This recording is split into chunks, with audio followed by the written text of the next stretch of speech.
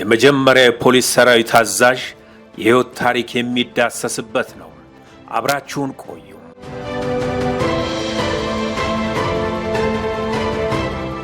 ይህንን ጎባጣ ሰራዊት ባላስተካክለው እኔ ጽጌ አይደለሁም። ብርጋዴር ጄኔራል ጽጌ ዲቡ አባዲና ፖሊስ ኮሌጅ ላይ የተመራቂዎች ባንድ ወቅት የተናገሩት። በደስታው ሙላቴ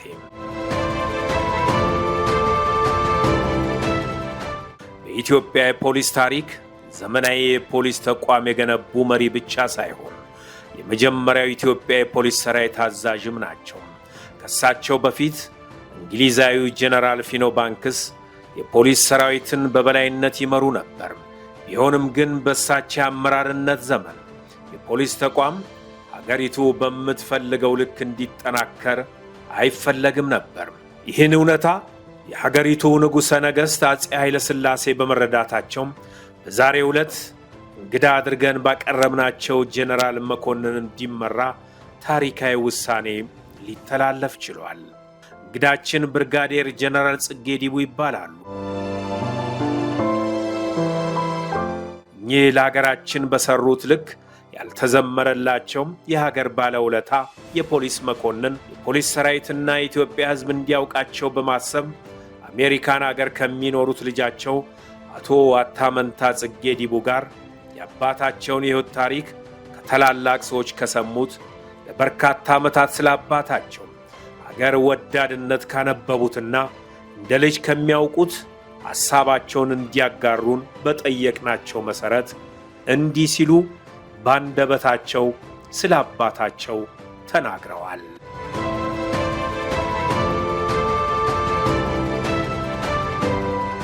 ብርጋዴር ጄኔራል ጽጌ ከአባታቸው ባሻ ዲቡ ተሰማና ከእናታቸው ከወይዘሮ ባዩሽ በ1911 ዓ.ም በቀድሞው ሐረርጌ ጠቅላይ ግዛት ጃርሶ ወረዳ ጉርሱም ጆሌ ሚካኤል በአባታቸው ስም በተሰየመችው በዲቡ ከተማ ተወለዱ። አባታቸው በአፄ ሚኒሊክ ዘመነ መንግሥት የራስ መኮንን የፈረስ ቤቱ አዛዥ ስለነበሩ ከተማ ሆና የተቆረቆረችው አካባቢ ለፈረሶች አመቺ የግጦሽ ቦታ የነበረባት በመሆኑ ባሻ ዲቡ በቦታው ስለማይጠፉና የዘወትር መገኛቸው ማዕከል በመሆኑ አካባቢው ዲቡ ሊባል እንደተቻለ የፕሮፋይል እንግዳችን አምስተኛ ልጅ የሆኑት አቶ አታመንታ ጽጌ ይናገራሉ።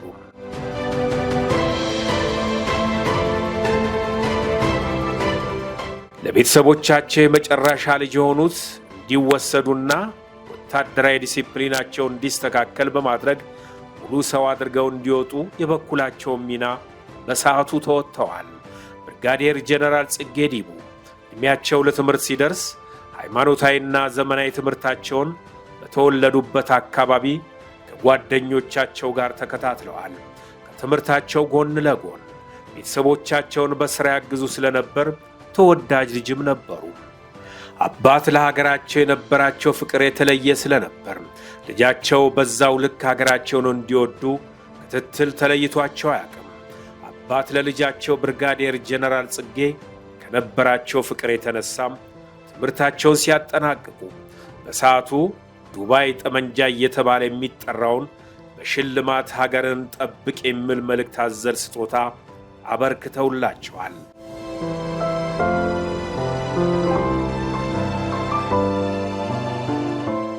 ይህ ከፍተኛ መኮንን ጣሊያን ሀገራችንን በወረረችበት ወቅት ከአባታቸው የተበረከተላቸውን ዱባይ ጠመንጃ በመያዝ ገና በ14 ዓመታቸው በኡጋዴን በሲዳማና በባሌ በረሃዎች በመንቀሳቀስ ሀገሬን ለወራሪ አሳልፌ አልሰጥም ሲሉ በአርበኝነት ከ3 ዓመታት በላይ የተዋጉ የሀገራችን የቁርጥ ቀን ጄኔራል መኮንን ናቸው።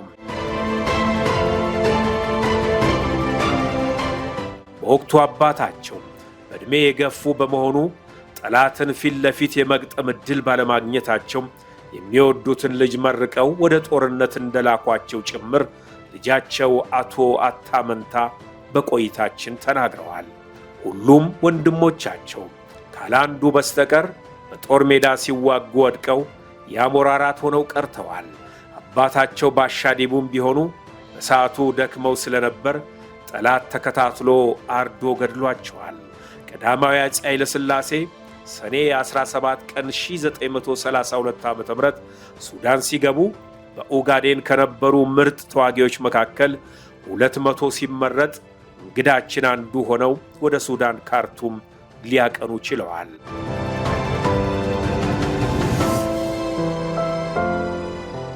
በካርቱም ሶባ ላይ በእንግሊዞች በተሰራው ቅዱስ ጊዮርጊስ የቀዳማዊ አፄ ኃይለ ሥላሴ የጦር ትምህርት ቤት በመግባት ወታደራዊ ትምህርትና ስልጠናዎችን ተከታትለዋል። በማሰልጠኛ ቆይታቸው የአመራርነት ብቃታቸው ከሌሎች ሰልጣኞች የተለየ ቢሆንም በጸባያቸው ቁጥና አስቸጋሪ ስለነበሩ እንግሊዛውያን መኮንኖች ድጋሚ ኮርስ ከማሰልጠኛ እንደተመረቁ ቀዳማዊ አፄ ኃይለ ሥላሴ ወደ ኢትዮጵያ ሲገቡ ከእንግሊዞች ጋር ጀነራል ጽጌ ዲቡ ከፊት ለፊት የተሰጣቸውን ሰራዊት በመምራት በየአካባቢው የነበረን ሽፍታ እያጸዱ አዲስ አበባ ደረሱ።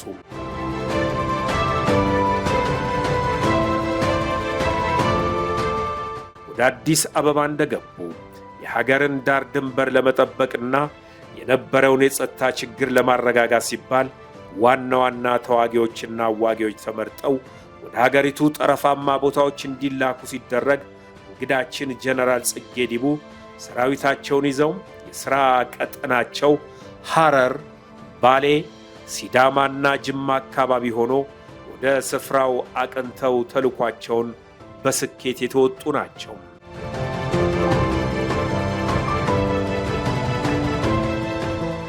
በመሪነት ብቃት ገና በወጣትነት አንቱታን ያተረፉት መኮንኑም እየዋለ ያደረ ሰራዊቱ በአደረጃጀት መመራት ሲጀምር የሻለቃ አዛዥ ሆነው እንዲመሩ በተሰጣቸው ኃላፊነት ቦታ ለሀገራቸው ደከመኝ ሰለቸኝ ሳይሉ ጦራቸውን መርተዋል። በወቅቱ በሰራዊቱ ብርቱ ጥረት ሀገር እየተረጋጋ ሲመጣ እንግሊዞች በተሰማሩበት የግዳጅ ቀጠና እንዲነሱ ሲደረግ ነገሌ ላይ የነበረ የኢትዮጵያ ሰራዊት አነስተኛ ስለነበር እንግዳችን ብርጋዴር ጀነራል ጽጌ ዲቡ ከነበሩበት ጅማ ተነስተው እንዲሄዱ በተሰጣቸው ትዕዛዝ ጦራቸውን በመያዝ ሌት ተቀን በእግር ተጉዘው ነገሌ ሊገቡ ችለዋል።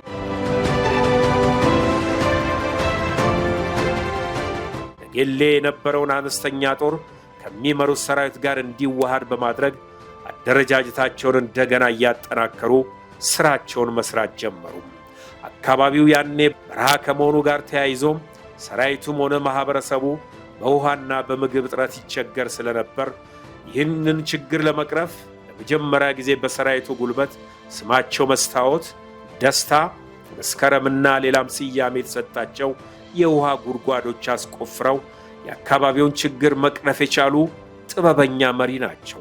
የተቸገሩትን የውሃ ጥም ከመቁረጥ ባለፈም መስኖ እንዲጀመር በማድረግ ከሰራዊቱ አልፎ በአርብቶ አደር ብቻ ይተዳደር የነበረውን ማህበረሰብ ወደ ግብርና እንዲገባ ያደረጉ በመሆናቸው በሰራዊቱም ሆነ በአካባቢው ማህበረሰብ ዘንድ ተቀባይነታቸው ከፍ እያለ መጣ።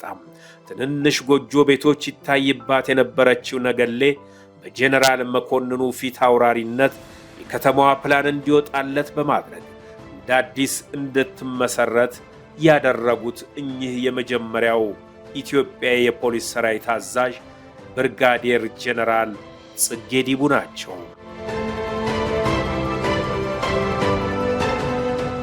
ጀነራል መኮንኑ በህብረተሰቡ ዘንድ ከነበራቸው ተቀባይነት የተነሳ ማንኛውንም ጥያቄ ህብረተሰቡ የሚያቀርበው ለሳቸው በመሆኑ በቅርበት የሃይማኖት ተቋማት ጭምር እንዲሰራላቸው በማድረግ በሰሩት በጎ ተግባር በህብረተሰቡ ልብ ውስጥ ታሪካቸውን አስቀምጠው ያለፉ ናቸው። በአካባቢው በሰሩት ሥራ የእሳቸው ዕውቅና ከፍ ማለት ብቻ ሳይሆን የነገሌ ነዋሪና የሚመሩት ሰራዊት ቅርርቡ እንደ ቤተሰብ አንድ ከመሆኑ ጋር ተያይዞ ብርጋዴር ጀነራል ጽጌ ለህዝቡ ያላቸውን ፍቅር ለመግለጽ የነገሌ መለያ የሆነውን የጉቺ ላባ በሰራዊቱ መለዮ አርማቸው ላይ እንዲቀመጥ በማድረግ ዘወትር እንዲታወስ አድርገዋል። ወታደራዊ አለባበስና ዲሲፕሊን የሚታወቁት ጀነራል መኮንኑ በሰራዊቱ የደንብ ልብስም ሆነ በሚተኛበት ፍራሽ የንጽህና ጉድለት እንዳይኖር ክትትላቸው ጥብቅ ነው። ማዕድ ቤት በመግባት ጭምር ሰራተኞችን እስኪ የምመራው ሰራዊት የሚመገበውን አሳዩኝ በማለት ሊጡ የሚቀመጥበትን እንስራ በማየት ለሰራዊቱ ጤና መጠበቅ ይሰሩ ነበር። ይህ ብቻ ሳይሆን በሚመሩት ኦፕሬሽንም ቢሆን ከፊት ለፊት ባሪያነት የሚዋጉና የሚያዋጉ በመሆናቸው በሰራዊቱ ዘንድ ያላቸው ተቀባይነት ከፍተኛ ነው።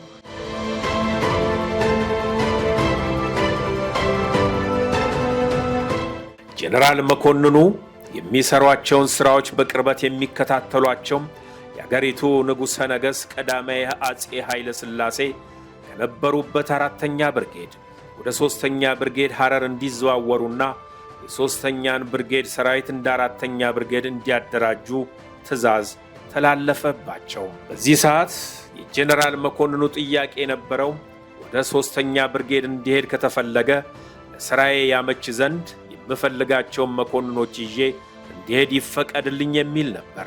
ንጉሡም ጥያቄያቸውን ተቀብለዋቸው እነ ጀነራል ታደሰ ብሩን፣ እነ ለሜሳ በዳሶ፣ በቀለ ገብረ እግዚእን፣ ወርቅነህ ጋሻውን፣ ግርማ ሙላትን፣ ሙሉጌታን፣ ረታን፣ ጥሩ ሰውን ከተራ ወታደር እስከ ሻለቃ ማዕረግ በነበራቸው ሹመት አንዳንድ ደረጃ ከፍ አድርገውና ሌሎች መኮንኖችን ይዘው ወደ ሐረር አቀኑ።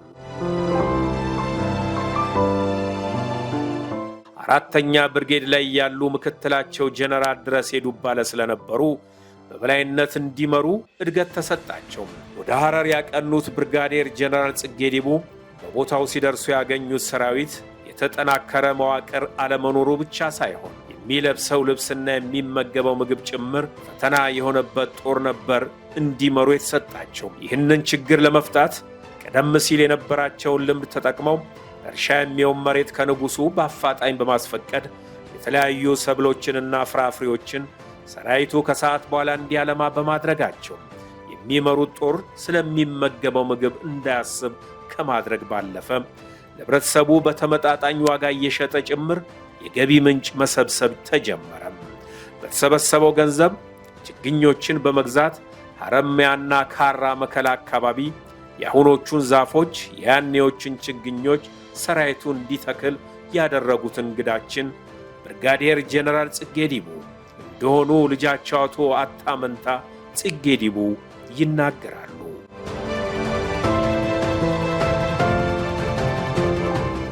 በሐረር ቆይታቸው ሰራዊቱን ከመምራት ባለፈ ከብቶች ጭምር እንዲረቡ ያደርጉ ስለነበር ለሽያጭ በማቅረብ ሰራዊቱ ጤናውን የሚከታተልበት ሆስፒታል ያስፈልገዋል የሚል የዘወትር ፍላጎት ስለነበራቸው ሐረር ላይ ሆስፒታል እንዲሰራ በማድረግ የሕክምና ቁሳቁሶችን ከአሜሪካን አገር አስመጥተው ሥራ እንዳስጀምሩ የሚናገሩት ልጃቸው አቶ አታመንታ ጽጌ የምግብ ፍጆታው ጭምር ሰራዊቱ ከሚያመርተው ምርት እንዲያገኙ ተደርጓል። የሰራዊቱም ጤንነት እንዳይጓደል በየወሩ የአባላዘር በሽታ ምርመራ ይደረግለት ነበር። የአገሪቱ ንጉሠ ነገሥት የ3ኛን ብርጌድ ለመጎብኘት ወደ ሐረር እንደሚመጡ መረጃ የደረሳቸው ጀነራል መኮንኑ ለሰራዊቱ በተዋረድ ያስተላለፉት መልእክት የተቀዳደደ ሚሊተሪ ሁሉም እንዲለብስና የሚተኙበት መኝታ ክፍልም የሚጎበኝ ከሆነ ፍራሹም ጭምር በዛው ልክ እንዲሆን የሚል ነበር። በሌሎች መኮንኖች በኩል ለምን የአገሪቱ ንጉሠ ነገሥት ሊጎበኙን እንዲህ እናደርጋለን የሚል ጥያቄ የቀረበላቸው ቢሆንም እሳቸው ግን አይቻልም፣ ትዕዛዜን ፈጽሙ በሚል ዝግጅታቸው እንደተጠናቀቀ ንጉሡ ሐረር 3ኛ ብርጌድ መኖሪያ ቅጥር ግቢ ተገኝተው የሰራዊታቸውን ዲሲፕሊንና ሁለንተናዊ እንቅስቃሴ በመጎብኘት የሚሰሩ የልማት ሥራዎችን አድንቀው ሰራዊቱ የለበሰውን ልብስ ከተመለከቱ በኋላ ጀነራል ጽጌ ዲቡ ሰራዊቱን የተቀዳደደ ሚሊተሪ ያለበሱበት ዓላማ ግቡን መጥቶ ወዲያውኑ በጀት እንዲለቀቅላቸው ንጉሡ መመሪያ ሰጥተው ሊመለሱ እንደቻሉ ይናገራሉ።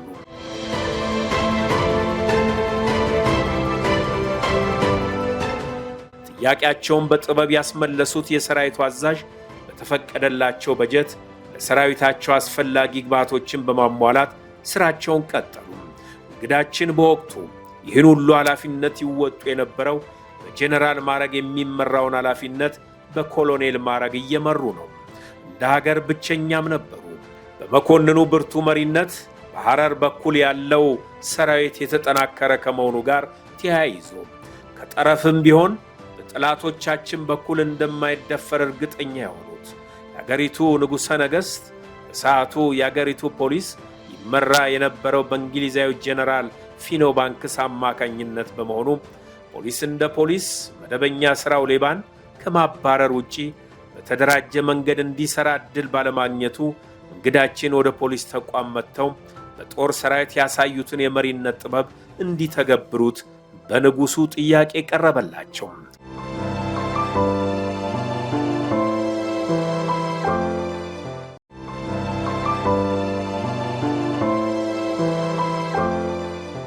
በዚህ ሰዓት የጄኔራል መኮንኑ ቅድመ ሁኔታ የነበረው አሁንም እንደ ከዚህ ቀደሙ የሚፈልጓቸውን ጠንካራ መኮንኖች ወደ ፖሊስ ይዘው እንዲሄዱና በ24 ሰዓት የትም ቦታ መድረስ የሚችል ፈጥኖ ደራሽ ፖሊስ ማቋቋም እንደሚፈልጉ ጥያቄ አቀረቡ። ይህም ተፈቅዶላቸው ወደ ፖሊስ ተቋም በ1947 ዓመተ ምህረት ተቀላቀሉ። ፖሊስ በወቅቱ ተጠሪነቱ ለአገር ግዛት ሚኒስቴር ነበር።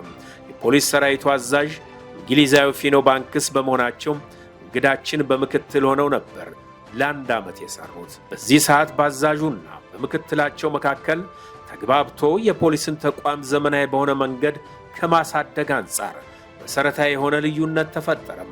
እንግሊዞች የራሳቸው ተልዕኮም ስለነበራቸው የአገሪቱ ፖሊስ ጠንካራ እንዲሆን አይፈቅዱም።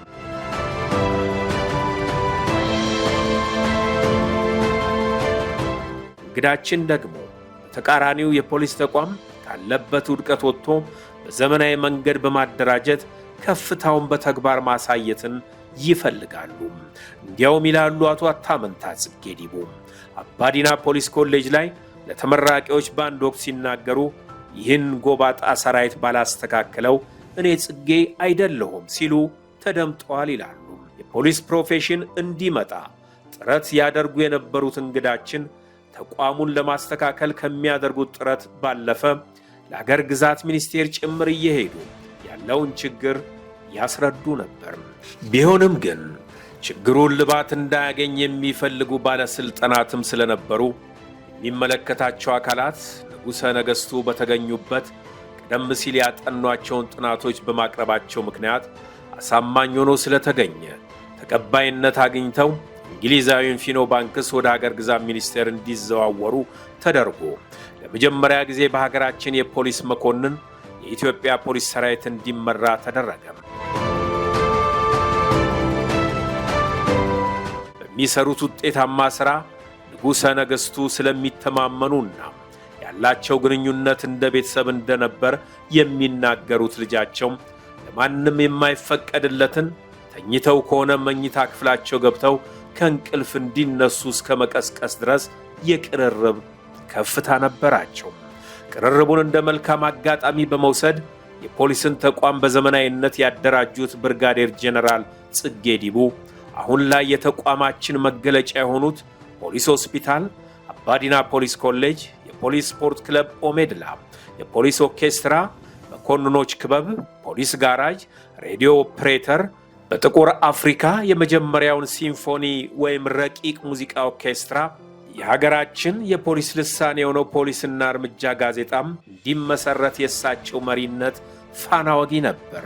ለሀገር ሰላምና ደህንነት ለሚዋደቅ የፖሊስ ሰራዊት ጤንነቱ እንዲጠበቅ ሆስፒታል ያስፈልገዋል በሚል መሬቱን ከአውራ ጎዳና በመንግሥት በኩል ተቀብለው በሰራዊቱ ገንዘብና ጉልበት እንዲገነባ ያደረጉት የሀገር ባለውለታ ናቸው። በየጠቅላይ ግዛቶችም መለስተኛ ክሊኒኮችም እንዲቋቋሙ አድርገዋል። አባዲና ፖሊስ ኮሌጅ አሁን ላይ የአፍሪካ ህብረት ባለበት ቦታ ደረጃውን የጠበቀ ሕንፃ እንዲገነባለት የእሳቸው አሻራ ትልቅ ነው። ይህን ሁሉ ሥራ ሲሰሩ አንድ የተጠቀሙበት እንግዳ ነገር ነበር። ይህ እንግዳ ነገርም በሰዓቱ አንድ ጣሊያናዊ ኢንጂነር ሐሰተኛ ብር እያተመ በፖሊስ ተይዞ ፍርድ ተሰጥቶት በስር ይገኝ ነበር። ይህ ኢንጂነር ጎበዝ ባለሙያ መሆኑን መረጃ ይደርሳቸዋል። በዚህ ወቅት ጄኔራል መኮንኑ ወደ አገሪቱ ንጉሠ ነገሥት የሄዱና ይህ ኢንጂነር እስር ቤት ቁጭ ብሎ ከሚውል ለምን አላሰራውም በማለት ጥያቄ ያቀርባሉ። ንጉሡም ሐሳቡን በመቀበላቸው ኢንጂነሩን ጠዋት እየወሰዱ ማታ ማታ ወደ ስር ቦታው እንዲገባ በማድረግ ፖሊስ ሆስፒታልንና አፍሪካ ህብረት ያለውን የቀድሞውን የአባዲና ፖሊስ ኮሌጅ ዲዛይን ጣሊያናዊ ኢንጂነር እንዲሰራ ማድረጋቸውን ልጃቸው አቶ አታመንታ ጽጌ ይናገራሉ። ኢንጂነሩ ጠዋት ወጥቶ ማታ ሲገባ ከሚሰራው ስራ አንጻር የሚደረግለትን እንክብካቤ ብዙ ማለመሆኑን በስር ላይ ያሉ ጓደኞቹ እንደሚቀልዱት ለጄኔራል መኮንኑ ተናግሮ መኪና እንደተሰጠው ጭምር ገልጸውልናል። ሆኖም ከተቆረጠለት 25 ሳንቲም የእስረኛ ቀን አበሉ 15 ሳንቲም ተቀንሶበታል። የፖሊስ ኦርኬስትራን ከመመስረቱ በፊት የፖሊስ ሰራዊት አዛዥ ከተማውን እየተንቀሳቀሱ በሚጎበኙበት ወቅት መንገድ ላይ በርከት ያሉ ጎዳና የሚኖሩ ልጆችን ያገኛሉ። መኪናቸውን አቁመው ምን ሆናችሁ ነው ብለው ሲጠይቁ የምንበላው አጥተን፣ እናት አባት የላችሁም? የለንም። ትምህርት መማር ትፈልጋላችሁ? አዎ ሲሏቸው ሁሉንም በያዙት መኪና ሰብስበው ወደ ፈጥኖ ደራሽ ኮልፌ ካምፕ በመውሰድ እንደየተሰጧቸው የተለያዩ የሙዚቃ መሳሪያ እንዲለማመዱ በማድረግ የፖሊስንና ሲምፎኒ ወይም ረቂቅ ሙዚቃ ኦርኬስትራ እንዲቋቋም አድርገዋል።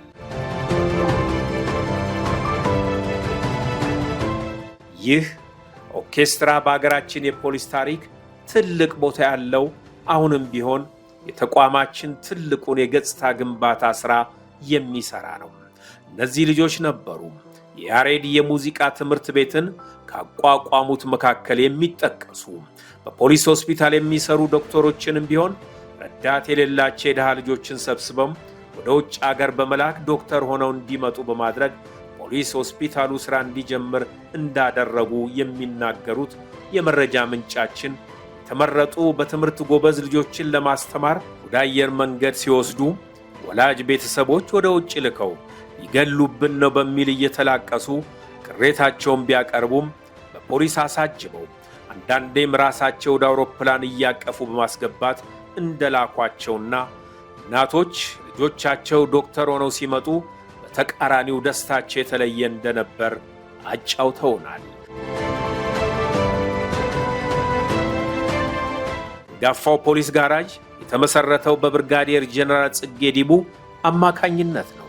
የቀድሞው ፖሊስ ጋራጅ ከቤተ መንግስቱ በታች በኩል ከጀምሩ ሲገነባ አካባቢው ቆሻሻ እንደነበር የሚናገሩት የጄኔራል መኮንኑ አምስተኛ ልጅ ስራውን ለሚሰሩ ባለሙያዎች ግንባታው ኮንትራት ከተሰጠ በኋላ ቆሻሻውን ለማንሳት የተቀጠሩ ሰራተኞች ከብዷቸው እንደነበር ይናገራሉ። አካባቢው ገበያም የነበረበት በመሆኑ በርካታ ቆሻሻ የተከማቸበት ነው። በዚህ ምክንያት ቆሻሻውን አንስቶ ወደ ሥራ ከመግባት ይልቅ መጓተቶች መኖራቸውን የተከታተሉት መኮንኑ የሚመሩትን የፖሊስ ሰራዊት ወደ ቦታው እንዲመጣ ካደረጉ በኋላ ሰራተኛው በፖሊስ ዙሪያውን እንዲከበብ ትዕዛዝ አስተላልፈው ለምን እስካሁን አልተሰራም? ሰራላችሁ ብለን የምንከፍለው ገንዘብ የዚህ ሰራዊትና የሕዝብ ነው። እናንተ ግን ትቀልዳላችሁ። አሁን ሁላችሁም ጃኬታችሁን አውልቁና ቆሻሻውን በእጃችሁ አንሱ በማለት በቁጣ በመናገራቸው ቆሻሻው በአጭር ሰዓት ተነስቶ ጋራጁ እንዲሰራ በማድረጋቸው በኢትዮጵያ ደረጃ ትልቁ ጋራጅ ሆኖ አገልግሎት እንዲሰጥ የመሪነት ሚናቸው ጉልህ ነው።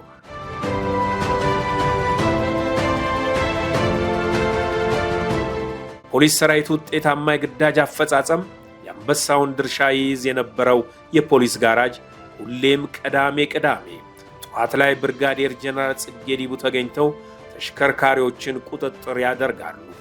ተሽከርካሪዎች በአሽከርካሪ ችግር ጉዳት ደርሶባቸው ከተገኘ አሽከርካሪው እንዲከፍል ስለሚያደርጉ በሰዓቱ ሁሉም አሽከርካሪ ንብረቱን በባለቤትነት ስሜት ይይዛል። ፖሊስነት ሙያ ለጄኔራል መኮንኑ ልዩ ቦታ ነበረው። ለሙያው ፕሮፌሽናሊዝም ደግሞ በተግባር ለኢትዮጵያ ሕዝብ ያሳዩ በመሆኑ ፖሊስነት ሙያንና ብርጋዴር ጄኔራል ጽጌ ዲቡን ነጣጥሎ ማየት አይቻልም። በፖሊስ ተቋም ውስጥ ሀገራቸው እንደተሰየመች ጠንቅቀው ያውቃሉ። በእንግዳችን የሥልጣን ዘመን በሥራቸው የሚሰሩ አመራሮች ሁሉም ብሔረሰቦች ይገኙበት ነበር። በእሳቸው የመሪነት ዘመን የነበራቸው ልዩ ባህሪ የሚሰራን ወደ ኃላፊነት ማምጣት፣ የማይሰራን ደግሞ በሚመጥነው ቦታ ኃላፊነት መስጠትን ተግባራዊ በማድረግ ነው። በዚህ መንገድ የኢትዮጵያን ሰራዊት ከ1947 ዓ.ም እስከ 1953 ዓ.ም የመሩ ብርቅዬ መኮንን ናቸው።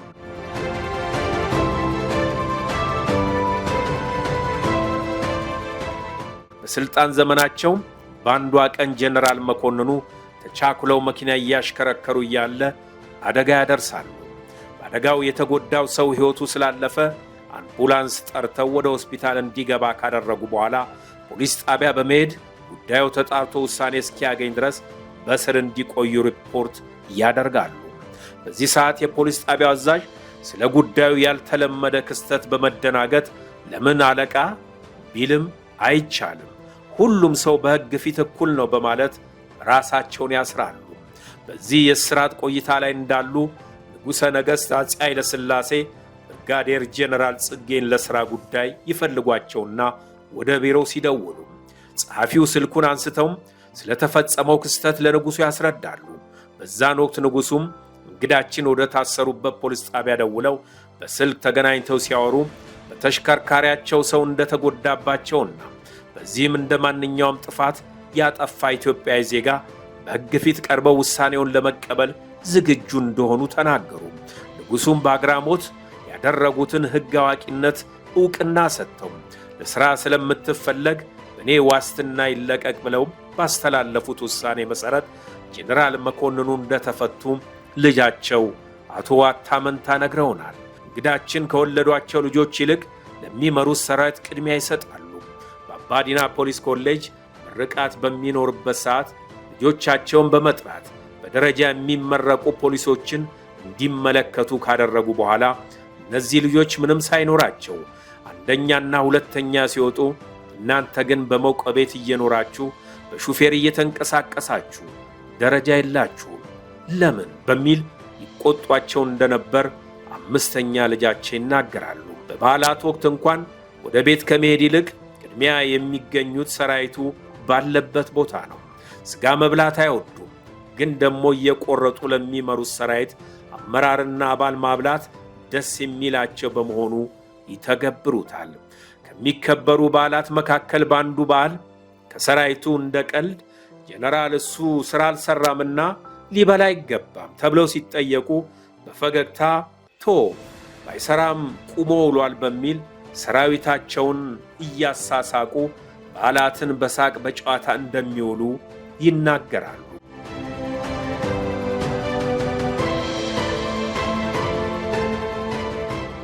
ጄኔራል መኮንኑ የሚመሩት ሰራዊት በግዳይ ጊዜ ጉዳት ከደረሰበት ቤተሰቦቹ ችግር ላይ እንዳይወድቁ ከሕክምና አገልግሎት ባለፈ የገንዘብ ድጋፍም ይደረግላቸው እንደነበር የሚናገሩት አቶ ዋታመንታ ጽጌ እኛ ግን አባታችን በሕይወት በተለዩን ማግስት ቤትና ንብረታችን ተዘርፎ እንኳን የገንዘብ ድጋፍ ሕይወታቸውን ሙሉ ለሰሩላት ሀገራቸው ቢያንስ የጡረታ መብታቸው አልተከበረላቸውም። የልጆቻቸው ቅሬታ ነው። መኮንኑ የሚመሩትን የፖሊስ ሰራዊት ልጆቼ እያሉ ይጠሩ ነበር የሚሉት አቶ ዋታመንታ ጽጌ ዲቡ ልጆቼ እያሉ ያሳደጉት ሰራዊት ፍሬ አፍርቶ ከተለያዩ የሀገራችን ክፍሎች የተሰባሰቡ በአምስተኛ ዙር ዋና ኢንስፔክተር የማዕረግ ሽግግር ሰልጣኞች አማካኝነት ሐውልታቸው በኢትዮጵያ ፖሊስ ዩኒቨርሲቲ ተገንብቶ ጥር 25 ቀን 2016 ዓ.ም የኢትዮጵያ ፌዴራል ፖሊስ ኮሚሽነር ጄኔራል ደመላሽ ገብረ ሚካኤል በተገኙበት የጄኔራል መኮንኑ ልጆች ተመርቆ በማየታቸው በኢትዮጵያዊነታቸው እንዲኮሩና ኢትዮጵያ በቀላሉ የማትፈርስ በደምና ባጥንት የተሰራች መሆኗን አረጋግጫለሁ ሲሉ በነበረን ቆይታ ስሜታቸውን ለመቆጣጠር እየከበዳቸው ነበር ያጫወቱን።